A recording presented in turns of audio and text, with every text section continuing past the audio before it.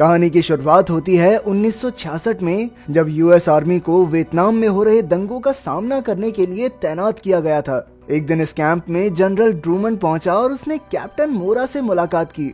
General ने बताया कि एक खास दस्तावेज दुश्मनों के हाथ लग गया है, जिसमें यूएस आर्मी के खुफिया जासूसों की सारी जानकारी मौजूद है। अगर दुश्मन सिपाहियों ने उन्हें ढूंढ निकाला तो यूएस फौज का हारना तय है। इसलिए उसने मोरा को इस दस्तावेज को ढूंढकर खत्म करने का मिशन दिया और कैप्टन क्रोफोर्ड को भी उसके साथ भेजा। अब कैप्टन मोरा क्रोफोर्ड के साथ एक हेलीकॉप्टर में बैठकर एक दूसरे बेस की ओर निकल पड़ा। असल में यहाँ कुछ अमेरिकी जासूस वो दस्तावेज लेकर पहुंचने वाले थे। जैसे ही वो बेस पर पहुंचे तो कॉर्पोरल एकरमैन नाम के एक इंजीनियर ने उनका स्वागत किया।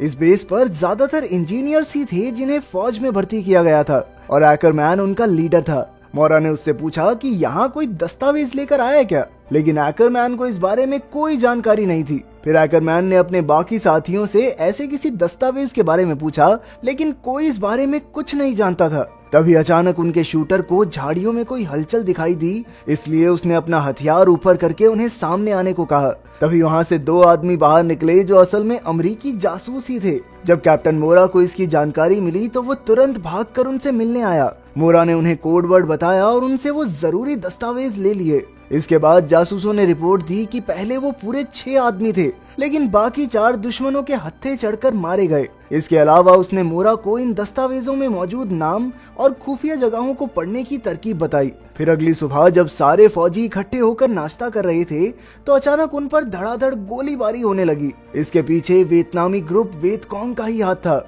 इस जबरदस्त हमले में न जाने कितने फौजियों की मौत हो गई और बचे खुचे फौजी जैसे तैसे रेंग कर अपनी बंदूकों के पास पहुंचे। लेकिन जब तक वो दुश्मनों का सामना कर पाते तब तक वियतकॉन्ग के सैनिकों ने उन पर बॉम्ब से हमला कर दिया। तभी कैप्टन मोरा ने तुरंत उन खास दस्तावेजों को एक डब्बे में छिपाया और दुश्मनों को मारने निकल पड़ा। उसकी जांबाज बहादुरी के कारण यूएस फौज ने कुछ ही मिनटों में वियतकॉन्ग के छक्के छुड़ा दिए। दुश्मनों का सामना करने के बाद मोरा वापस उस डब्बे के पास पहुंचा, पर उसे देखते ही उसके पैरों तले जमीन खिसक गई, क्योंकि वियतकॉन्ग के आदमी उस खास दस्तावेज को चुरा ले गए थे। अब उसने तुरंत ये खबर जनरल ट्रूमन को दी और ट्रूमन ने उसे खूब फटकार लगाई। फिर ट्रूमन ने वहाँ अपने एक खास आदमी को भेजने का फैसला किया। कुछ ही समय बाद वहाँ एक हेलीकॉप्टर आया जिसमें से लेफ्टिनेंट मिलर निकलकर कैंप पर पहुंचा। जनरल ट्रूमन ने उसे वियतकॉन्ग से वो दस्तावेज वापस लाने के लिए भेजा था। तब मोरा ने मिलर को बताया कि उन लोगों ने यहाँ चारों ओर माइंस बिछा रखी थी, लेकिन फिर भी वियतकॉन्ग के सिपाही न जाने कैसे वहाँ तक पहुँच गए। इस पर मिलर ने उसे बताया कि वियतकॉन्ग सालों से यहाँ जमीन के नीचे से काम कर रही है और वो लोग जमीन के ऊपर से नहीं बल्कि सुरंगों के जरिए अपने काम को अंजाम देते हैं। अब उन्हें जल्द से जल्द वियतकॉन्ग की सुरंगों तक पहुंचना होगा, क्योंकि वहीं से उन्हें वो खास दस्तावेज वापस मिल सकता है। इसके बाद मिलर अपने शिकारी कुत्तों को लेकर मरे हुए वियतकॉन्ग के सिपाहियों के पास आया और उनके शरीर की गंध सूंघते ही कुत्ता जंगल की ओर भागने लगा। अब मिलर ने फौजियों की 3 टीम्स बनाकर उनके पीछे लगा दी। जैसे ही वो थोड़ा दूर पहुंचे तो जंगल में छुपे हुए वियतकॉन्ग के सिपाहियों ने उन पर गोलियों से हमला कर दिया। इसी दौरान यूएस के कई फौजी मारे गए, पर मिलर ने अपनी टीम्स को एक खास तरीके से वार करने को कहा और कुछ ही देर में उन्होंने दुश्मनों का सफाया कर दिया। इसके बाद वो फिर से उन सुरंगों की खोज में जुट गए। थोड़ी दूर जाने पर उन्हें एक बंकर मिला जो असल में उन्हीं सुरंगों से जुड़ा हुआ था। इसके बाद मिलर ने एक टीम को सुरंग में भेजकर दस्तावेज ढूंढ निकालने का फैसला किया। फिर ट्रूमन ने क्रोफोर्ड से कहा कि उसे ठीक 2 घंटे बाद इस पूरी सुरंग को बम से उड़ाना होगा। अब क्रोफोर्ड प्लान के मुताबिक काफी सारे बॉम्ब इकट्ठा करके मिलर की टीम के पास पहुंच गया। इसके बाद मिलर ने एकरमैन और उसकी टीम को दस्तावेज की जानकारी देकर उन्हें सुरंग में घुसने का आदेश दिया। वो सुरंग में घुसते ही उस दस्तावेज की खोज में लग गए। दूसरी ओर मिलर अपनी टीम के साथ वियतकॉन्ग के सिपाहियों को ढूंढ रहा था और वहीं तीसरी टीम सुरंग की शुरुआत पर निगरानी कर रही थी। क्रोफोर्ड ने भी पूरी सुरंग पर बारूद बिछाने का काम शुरू कर दिया था। उधर सुरंग के अंदर वियतकॉन्ग ने दुश्मनों के लिए अलग अलग जाल बिछा रखे थे। कहीं बिच्छू तो कहीं जंगली मकड़ियां इन फौजियों पर हमला करने को तैयार बैठी थी। तभी अचानक एक बिच्छू के जहरीले डंक से एक यूएस सिपाही की दर्दनाक मौत हो गई। खैर, जब उनकी टीम आगे बढ़ी तो उनके सामने 2 रास्ते थे, इसलिए वो लोग 2 गुट बनाकर अलग अलग रास्तों पर निकल गए। पर थोड़ी ही दूर जाने पर एक जवान गड्ढे में जा गिरा। नीचे गिरते ही उसकी मौत हो गई, क्योंकि वियतकॉन्ग ने गड्ढे में नुकीली लकड़ियों का जाल बिछाया हुआ था। दूसरी ओर कोल और नेविल नाम के दो सिपाहियों को एक खुफिया कमरा मिला जहां कुछ वेदकोंग सिपाही छिपे हुए थे। नेविल ने धुआंधार गोलियां चलाकर उन्हें मार डाला, लेकिन वेदकोंग के हमले से कोल काफी बुरी तरह घायल हो गया। अब नेविल ने उस दस्तावेज को ढूंढने के लिए कमरे का चप्पा चप्पा छान मारा, लेकिन उसके हाथ कुछ नहीं लगा। फिर कोल ने नेविल को अकेले ही बाहर जाने को कहा, क्योंकि वो खुद बुरी तरह जख्मी था और उसके लिए अब बाहर जा पाना लगभग नामुमकिन सा था। नेविल उसे इस हालत में छोड़कर नहीं जाना चाहता था, लेकिन मजबूरन उसे बाहर निकलना पड़ा। दूसरी ओर हम देखते हैं कि एकरमैन और उसकी टीम भी एक खुफिया कमरे में पहुंच चुके थे। वो सब भी जल्दी से अपनी खोज में जुट गए। तभी अचानक वहां एक वेदकोंग सिपाही ने उन पर हमला बोल दिया, पर उन सब ने मिलकर उसे गोलियों से भून डाला। उधर बाहर से क्रॉफोर्ड ने सबको आवाज लगाकर बताया कि ठीक 1 घंटे बाद इस सुरंग में धमाका हो जाएगा। तभी नेविल एकरमैन की टीम से दोबारा मिला और उन्हें अपने साथियों की मौत की खबर दी। उनमें से किसी को भी वो दस्तावेज नहीं मिला था और वो जानते थे कि जल्द ही यहाँ सब कुछ तबाह हो जाएगा। इसलिए एकरमैन ने सबको लेकर बाहर निकलने का फैसला किया। जैसे ही वो सुरंग के आखिर तक पहुंचे तो एकरमैन ने ढक्कन खोला, लेकिन वो वहीं रुक गया क्योंकि बाहर 2 वेदकोंग सिपाही पहरा दे रहे थे। फिर एकरमैन ने अचानक ढक्कन खोलकर एक सिपाही को गोली से उड़ा दिया।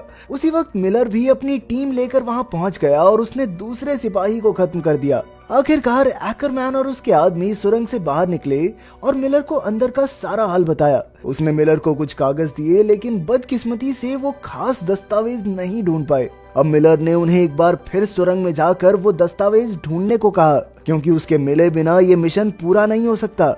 कुछ ही समय बाद क्रॉफोर्ड भी सुरंग में उनकी मदद करने घुस गया और वो सभी फौजियों को लेकर आगे बढ़ने लगा। कुछ ही दूर जाने पर क्रॉफोर्ड ने अपनी टीम को 2 हिस्सों में बांट दिया। तभी अचानक उन पर वेदकोंग के सिपाहियों ने छिपकर हमला कर दिया। ये कहां से आ रहे हैं 2-2 मिनट बाद? एक साथ हमला करो, खत्म करो बात। खैर, इस हमले में क्रॉफोर्ड के एक आदमी की जान चली गई और क्रॉफोर्ड ने गुस्से में आकर अपनी आग उगलने वाली बंदूक से दुश्मनों को जलाकर राख कर दिया।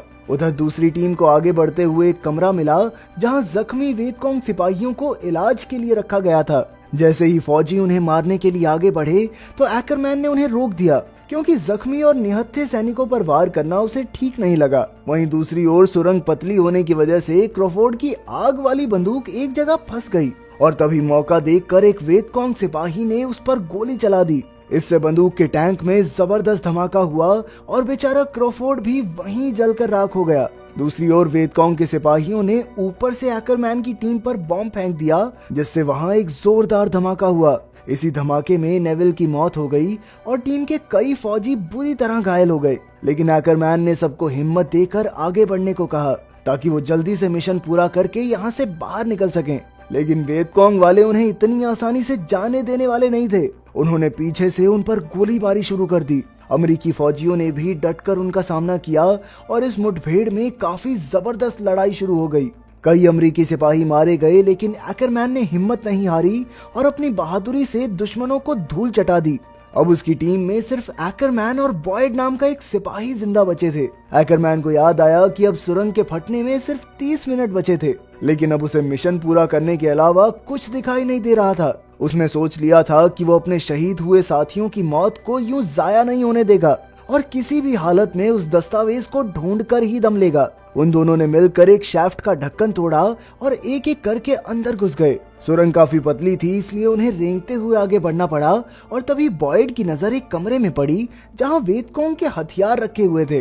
तभी अचानक उन्हें अगले कमरे में एक अमेरिकी फौजी दिखाई दिया जिसे वेदकोंग ने बंदी बना रखा था।